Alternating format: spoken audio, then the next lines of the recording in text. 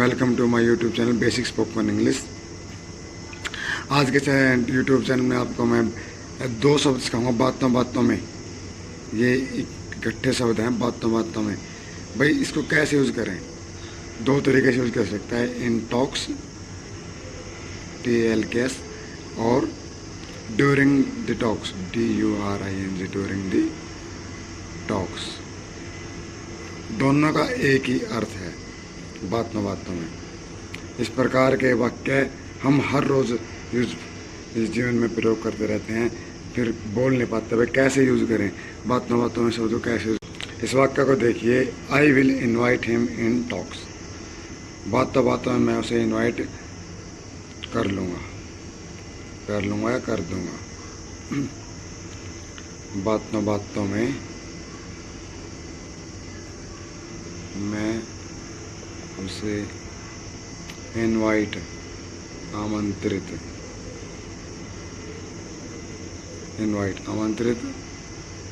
कर दूंगा या कर लूँगा कह सकते हैं। इसमें क्या है, इसमें आपने देखा इन टॉक्स शब्द का यूज़ किया गया है। इसमें आप ड्यूरिंग द टॉक्स भी लिख सकते हैं, DURING ड्यूरिंग द टॉक्स। मतलब कहने का है भाई बातचीत के दौरान, during the talks, in talks बातों में। भाई आपका कोई किसी काम को पर कैसे कर सकते हैं, ये इसमें दिखाया गया है। अब आप अपने आप ही कोई बात, जैसे एक वाक्य और बनाएंगे हम, बातों बातों में उसे अपने पैसे देना भूल गया। बातों बातों में मैं उसे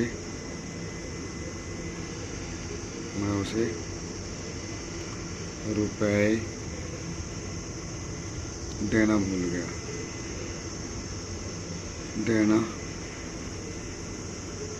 गया। देखिए इस वाक्य को, इसमें क्या है बातों बातों में, ये तो आप समझ गए इन टॉक्स। बातों बातों में इन टॉक्स यूज़ कर देगा। मैं उसे पैसे देना भूल गया, सिंपल सा सेंटेंस है। आप पहले सब्जेक्ट लिखेंगे आई, भूल गया, फॉरगॉट FORGOT फॉरगॉट। क्या भूल गया भाई, टू गिव हिम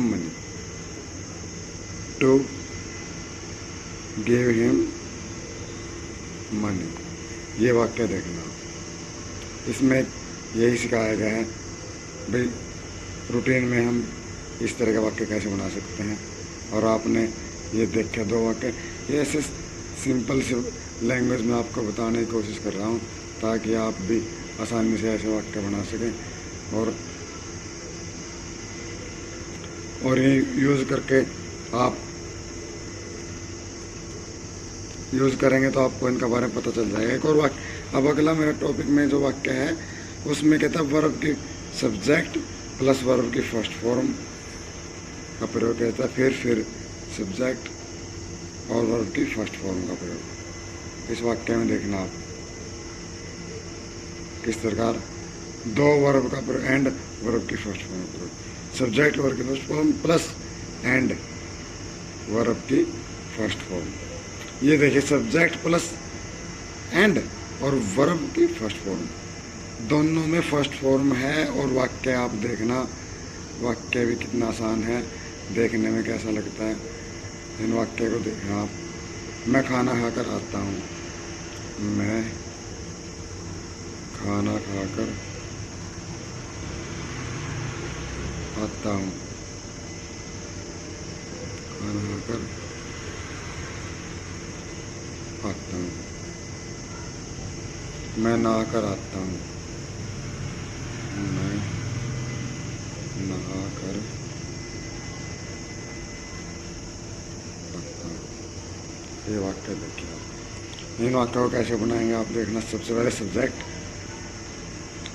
आई, उसके बाद देखिए खाना खाकर आता, जो पहली है पहले उसे यूज़ कर लें और जो बाद की है उसे बाद में यूज़ कर लें। खाना खाकर वाली पहले और आता हूँ ये बाद में, सेकंड। नहा कर आना फर्स्ट, आता हूँ सेकंड। इसमें आप देखते ही रहें कैसे यूज़ करना है वाक्य में। इनको किस प्रकार यूज करना है देखना। I take a bath and come. I take a bath and come. देखना आप, जैसे हिंदी में फर्स्ट में ही नहाकर आता है कर प्लस दोबारा फिर वर्ब दी जाती है। इसमें इंग्लिश में तो और शब्द का प्रयोग किया गया है एंड का, लेकिन हिंदी में एंड शब्द नहीं लगाया। मैं नहा कर आता हूँ लिख रखा है, खाना खाकर आता हूँ ऐसा लिखा हुआ है इस वाक्य में। और देखना क्या लिख रखा है, I ate the food and come. I ate the food and come. अब इस वाक्य में देखना, मैं खाना खाकर, eat the food and come. And शब्द तो लगा दिया, लेकिन हिंदी में तो एंड नहीं है कहीं भी। ये अंडरस्टैंड करना पड़ेगा आपको।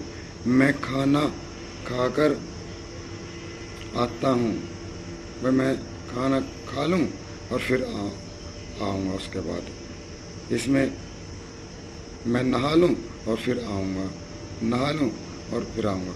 ये देखना, I eat the food and come. खाना खाकर आता हूँ। कर शब्द का प्रयोग दो वर्ब का प्रयोग किया गया है एंड की जगह पर। एंड शब्द के साथ के स्थान पर, एंड शब्द के स्थान पर कर का प्रयोग किया गया है। ये चीज़ आप ध्यान रखना।